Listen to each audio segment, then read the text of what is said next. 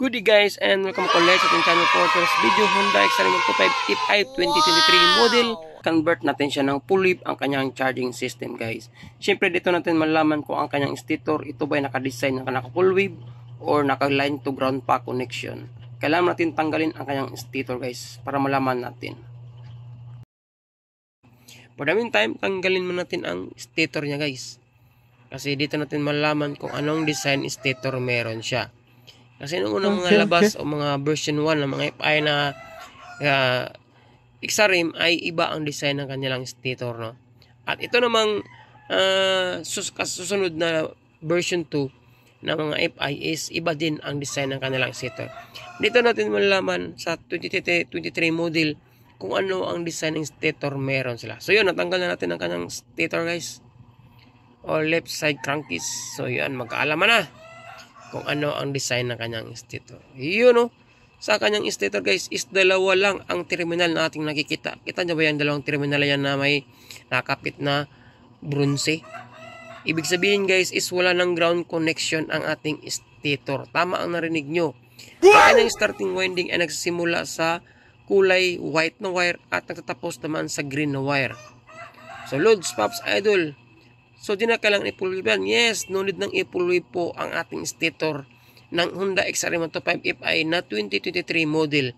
Kasi po is naka-full wave na po ang kanyang stator. Although, ang kanyang regulator is naka-half pa. Kasi nga guys, is yung ilaw niya is nakadepende pa rin sa andar ng kanyang motor. Nakarekta yan. Parang design yan sa old model na Honda Wave 125S noong unang mga labas. So kapag masdan nyo, dalawa lang ang terminal. Ibig sabihin wala siyang ground connection. No? So nangyari, yung starting winding niya is nagsisimula sa kulay green at ang running winding naman ay nagsisimula sa kulay puti. So nangalogan guys is line to ground pa rin siya. Kasi yung starting winding niya ay nagsisimula sa ground at tapos siya sa kulay puti. So ang tawag doon is line to ground. So para magiging full yan, doon na natin siya babaguhin sa sakit ng kanyang stator guys.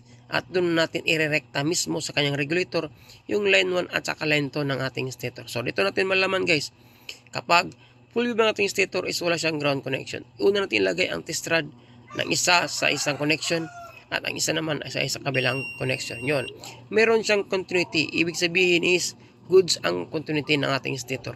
Pero kapag ang isang continuity test rod natin ilagay sa ground is wala siyang continuity guys. Yun, meron yung continuity pag once ang dalawang connection inilagay natin. Pero kapag yung isang connection is nilagay natin sa ground is 0 ang reading ng ating tester. Ang hulugan is wala siyang ground connection o floated ang ating stator guys. Mga siguro sa version 2 is meron ground connection ang ating stator. So kailangan pa natin i-disconnect ang linya nating ground tapos i-connect natin sa green na wire para magiging line to line na siya.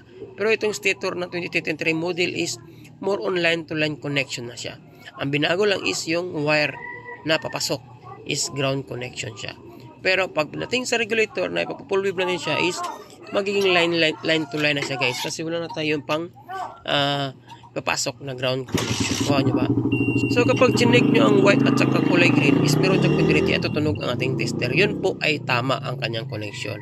Pero wala na siyang ground connection sa ating stator. Nangulugan na floated ang ating stator coil assembly guys. So tamang narinig nyo, wala na kayong mabaguhin pa sa stator o i-disconnect na linya kasi naka-full wave na po ang ating Honda XR125 2023 model.